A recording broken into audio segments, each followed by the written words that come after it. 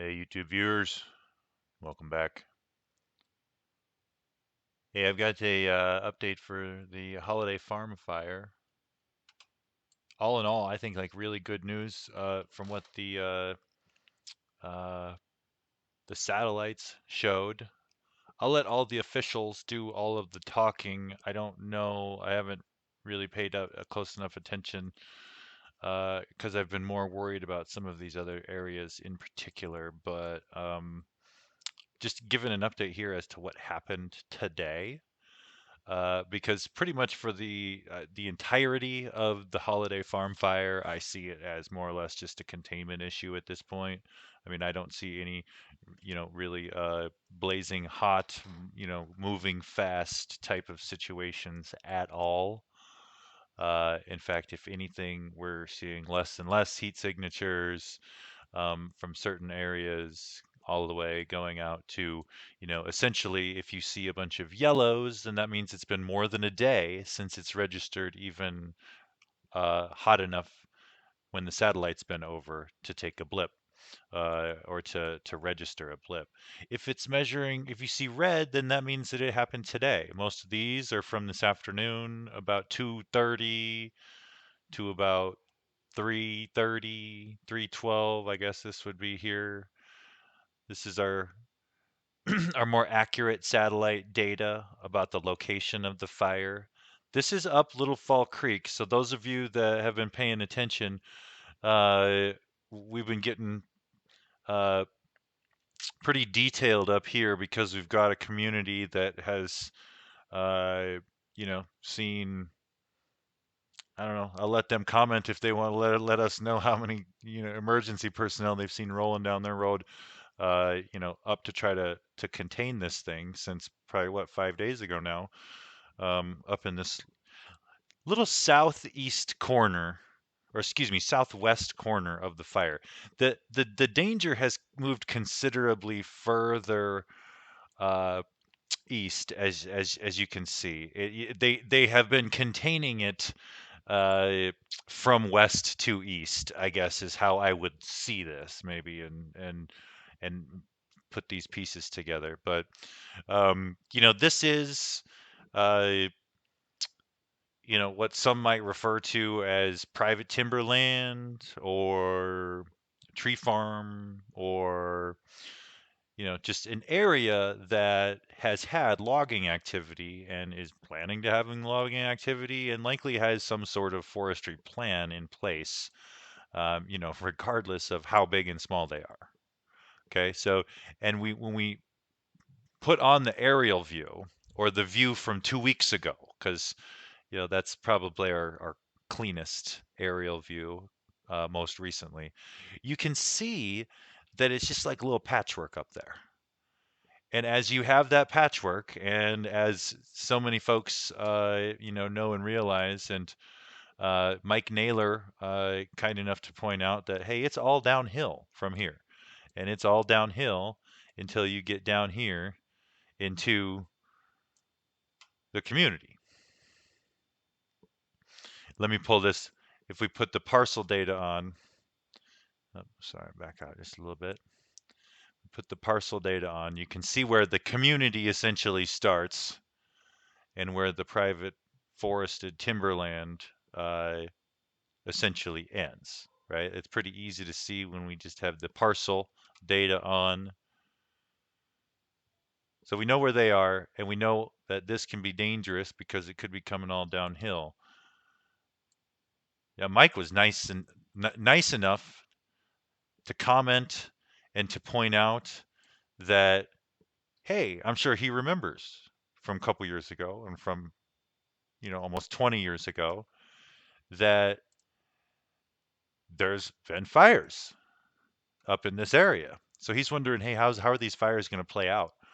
If they bump into this line, because it's not just straight old growth timber. It's not just maybe patchy, more volcanic lava rock terrain that we're finding elsewhere, either in central or southern central Oregon. This is a fire scar, and a couple of them. Maybe you already drew the picture in your head if you uh, haven't clicked off because of the resolution for my video. Apologize for, by the way, on a different system here, but um, Zog Creek in 2018, Jones in 2017, Clark in 2003. I mean, it looks like they're pretty familiar if the folks have lived up here, at least, that this is something that happens.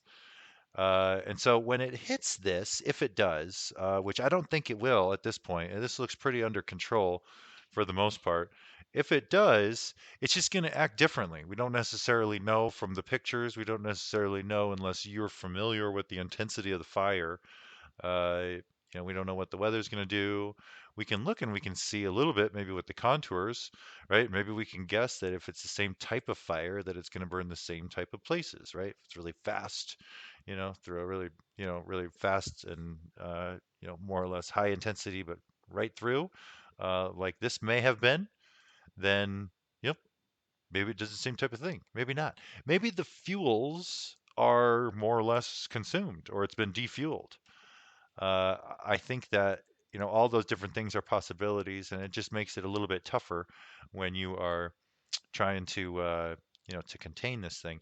Now, the other thing is it all depends, right? I'm going to put on the map builder overlay on top of this, and you can see that a lot of these lines follow the containment lines for these roads that are in here. In 2018, there was a 3 or 4 crews up here probably putting out this fire. So, you know, maybe they were building lines already. Maybe there's 60-foot, uh, ditches in between the road. Likely not out in this terrain, but you never know. The closer and more recent the fire activity, uh, the more likely. I mean, you can see that it looks like this fire was probably trying to push west to east, the Zog fire, because it looks like there's about a 80 to 100-foot break, hastily made. And that ends up being the line, and it also ended up being a road in many cases, or a creek bed, or something like that. So uh, just know that, unfortunately, there might be some infrastructure already built out up there, or fortunately, it depends on how you're looking at it. It just really depends, but it is going to act a little bit differently. Um, I'm going to pull this off here so we can zoom around a little bit and talk really fast. The rest of this fire is, largely under just as control as that corner, in my opinion. I don't think that again, we have another fire scar over here in the Cougar on the 2018 Terwilliger fire near the hot springs. Again, doesn't tell the complete story because as you can see, it's not just charred, just this is, sloping land down into the reservoir, and it looks like it got it a little bit worse over here on the west side than it did on the east side. But you never know. It's 2 years ago. There's still some vegetation there. So uh, the as we kind of go up here towards McKenzie Bridge or the Rainbow area and Tokatee and Dakotas basketball academy there. The Blue River Lake Blue Ris the head of Blue River Lake up here where we've seen like some really continued efforts to keep this thing down. Looks like they're doing it. Looks like the only ones outside of the lines are uh, ones that you might be like, well, we'll just draw a new line. And it doesn't look that difficult to do. That may be what they're already planning. They, at this point, they may be in a situation where they had drawn themselves, a line further back, but now realize that hey, with the good weather, we can go into more of an attack. Some of these updates they've been using like very specific strategy language, like short-term attack and long-term attack. It is a war and a battle, and it is an entire profession and industry to know like you know what are the decisions that we're going to have to, even come across, let alone, make decisions on, so as I just go across here, I see a handful of spots. This is actually an interesting one. I just pulled this one up earlier because I was like, oh man, like, well, 2 in the afternoon. I wonder what this looks like. Oh, yeah, it looks like we got a lot of good wood in here. Like we got a lot of good wood right on this little hillside right here. Relative, right? I mean, the other's already been taken, or it's half grown saplings, or it just got taken. Uh, this looks like good wood. And I don't know how aggressive you can get in this type of situation because when I throw the map builder overview on, there's no roads. And I mean, we got a hand crew. We're down there digging hand lines. It looks like they drew a pretty accurate line because we've got somewhat of a road here. I mean, you're digging a hand line down into the what is this, the McKinley Creek drainage. Trying to save 15 acres of timber. I don't know. I mean, that could be the attack. That could be what attack would mean. Like if you were on that corner and you were told to attack, like, okay, you might be doing that now. Versus defensive positions, building lines, and things like that. So anyway, as I go around the rest of this fire, like really encouraged, super encouraged. People of Springfield and Eugene for sure, absolutely. Do not ever. I'm not. I mean, not in ever, but in this situation right here, this is a very low likelihood scenario that uh, you know this dramatically picks up in the next 12, 24, 36 hours even. I mean, if anything, I think that your bigger threats throughout the state are going to be uh, the unstable air that is going to probably cause some lightning strikes. And unfortunately, I'm spotting here tonight about 9:30 at night. I'm spotting two different fires that showed up today this afternoon. One specifically on a power line out past Madras, and then another one is very specifically, out in Eastern Oregon. If you want, you can get on my map. You can see I marked them on there. You can get on there, caltopo.com/m/LESC.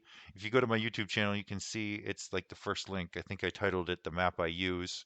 I'm trying to be as helpful as possible. So, any help and encouragement and criticism that you all have, feel free to leave it in the comments. I appreciate all of that. And again, I apologize for the resolution. I'll try to figure out my situation here and make it so everybody can see all the words a little bit better and all the little squiggly lines. Thank you and have a good evening.